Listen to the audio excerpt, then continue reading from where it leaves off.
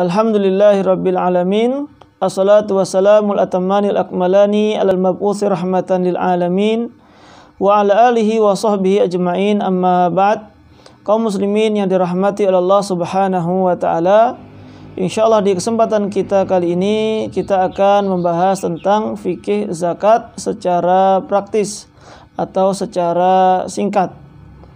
Zakat secara bahasa artinya adalah an-nama, al-barakah, az-ziyadah, tumbuh, berkembang atau bertambah, dan juga bisa bermakna at-taharah, suci atau bersih.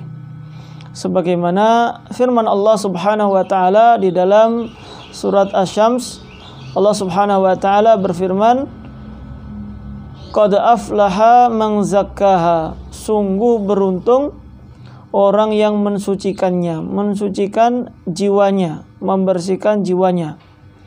Itu makna secara bahasa.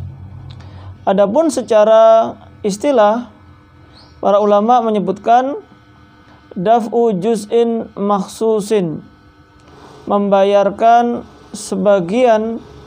bagian tertentu, min malin makhsusin, dari harta tertentu, li asnafin makhsusatin, untuk orang-orang tertentu, bisyurutin makhsusatin, dengan syarat-syarat tertentu. Ya, untuk memahami makna secara istilah ini tentu penting bagi kita untuk mengetahui rinciannya, karena terkadang tidak bisa menjelaskan makna secara luas dalam satu kalimat, sehingga di sini hanya sebagai patokan secara umum saja.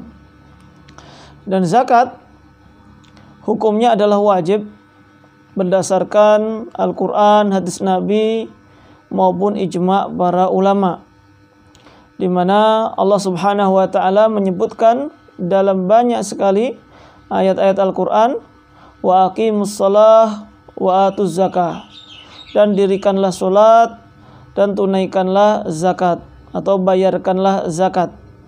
Ini menunjukkan perintah Allah Subhanahu wa taala, dan perintah Allah adalah hukumnya wajib untuk dikerjakan. Adapun dalam hadis Nabi sallallahu alaihi wasallam, beliau pernah bersabda, bunyal islamu ala khamsin, Islam ini dibangun di atas 5 perkara, 5 rukun.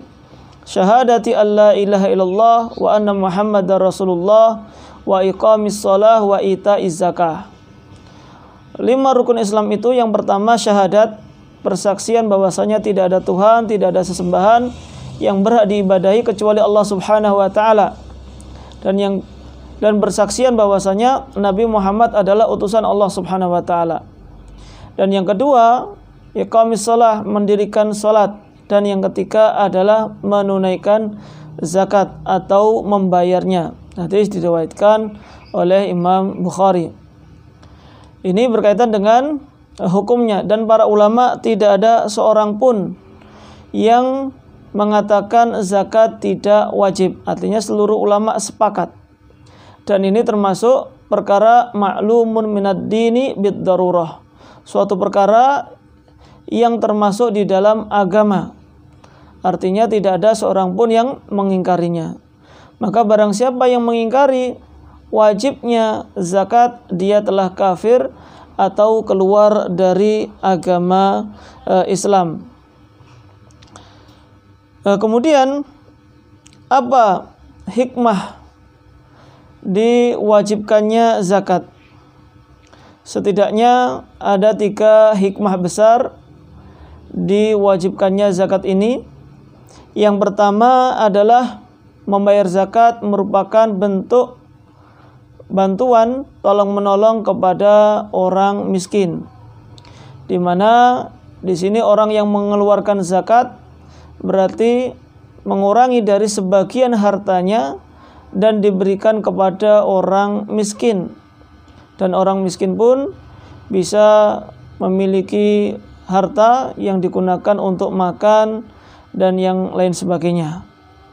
Kemudian yang kedua, hikmahnya adalah orang yang membayarkan zakat berarti telah mensucikan dirinya atau mensucikan hartanya. Sebagaimana firman Allah Subhanahu wa taala dalam surat Taubah ayat yang ke-103, Allah berfirman, "Khudh min amwalihim shadaqatan tutahhiruhum wa tuzakkihim biha."